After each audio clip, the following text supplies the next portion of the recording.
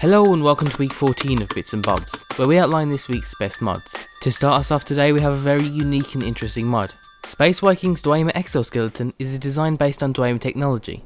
The Hyperion was designed to be used with a humanoid host, and gives them unbelievable speed and strength. You can wear the exoskeleton alone, or on top of other clothes or armour.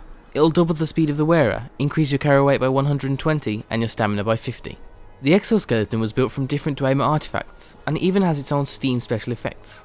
We think it's a great way to travel through Skyrim at a faster speed than usual without having to resort to fast travel.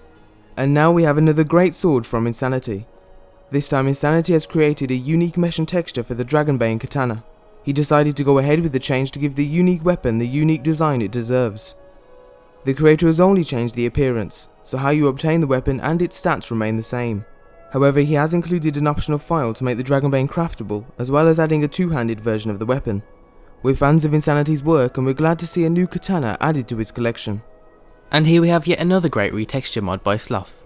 Slof's unique frost chains Frost in-game and turns him into the stallion in his pedigree that he's described to be. The mod adds its own unique white texture and even its very own unique saddle, in an attempt to make him more fitting to his name.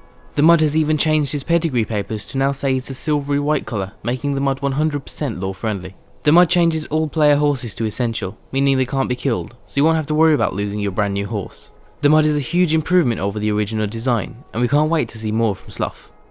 The Mega Shields mod adds over 150 new shields to Skyrim. The shields come in 10 different shapes and they're all craftable under the Iron Tree, so no crafting perks are required. And the items required to craft them are generally fair and realistic, as well as the stats on the shields. Out of the 150 you'll find a whole bunch of different shields, some being lore friendly and others being from various themes, including Games, the Avengers, Tribal, Celtic, Skulls, Dragons and the Game of Thrones. So there's going to be something for everybody. We'd like to see separate lore friendly and novelty options available, but aside from that it's a great mod. The Bornagain Skyrim Iron and Banded Armour mod replaces the low-res, blurry Iron and Banded Armour sets in-game with a much higher resolution retexture. The mod creator hasn't simply increased the resolution of the image file, but has completely remade the entire armour set from scratch, so you'll notice some other differences in the armour too. The resolutions used in the new set are the same as those used in the high-res official DLC pack, so they'll definitely work well in-game. We think it's a huge improvement over the vanilla armour, and we definitely recommend using this mod. Next up we have an updated coloured map markers mod. In case you didn't see it the first time around, the mod has now been updated for the 1.6 update. The mod replaces the original plain markers on the world map with different coloured icons depending on what it is. For example, cities you've visited are blue, and cities you have yet to visit are now red.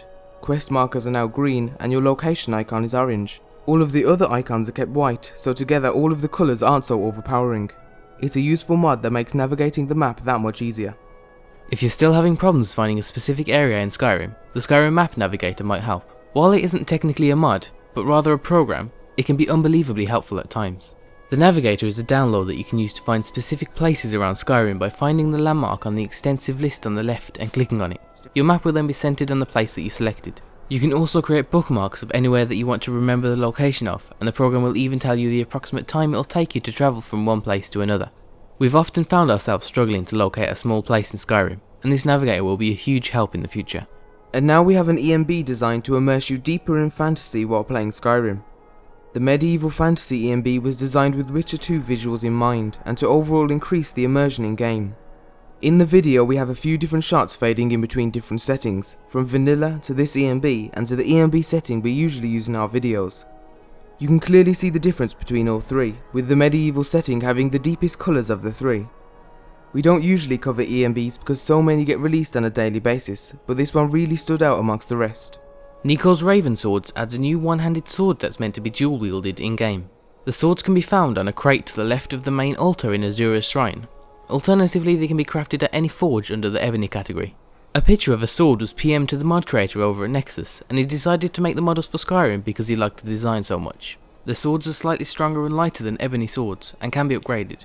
It's nice to see another original weapon made by Nico.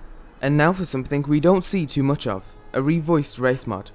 The mod completely replaces the original, more masculine male Elven voice, with a new one recorded by a professional voice actor named Casey Mongilo.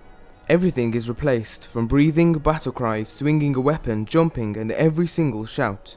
And instead of me just rambling on over quiet background audio, we'll play 20 seconds of clips showing off the new Elven voice. First let's start off with the original and then we'll move on to the new one.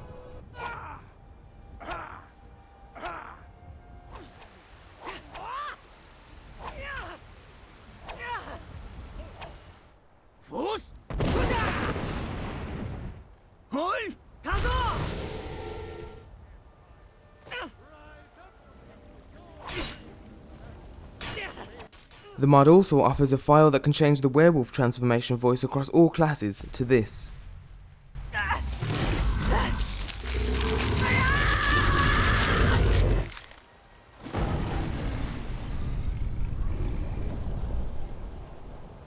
It's a mod that will always be unique, and we're glad to see it released. For any World of Warcraft fans out there, the Lich King's equipment mod will be a welcome addition to the game. The mod adds the full Lich King set, including a one-handed and two-handed Frostmourne, as well as the shield, helmet, cuirass, a cuirass with a cape, gauntlets and boots. The equipment has the same stats as Daedric equipment, but they have their own enchantments, making them unique. The mod was released on Nexus a while ago, but has recently been ported over to the Steam Workshop, so if you prefer the Workshop over the Nexus, now's your chance to grab this great set of armour. And finally, we'll be leaving you with some feet. The Argonian Raptor feet mod replaces the original, more human-shaped Argonian feet with new lizard-like models.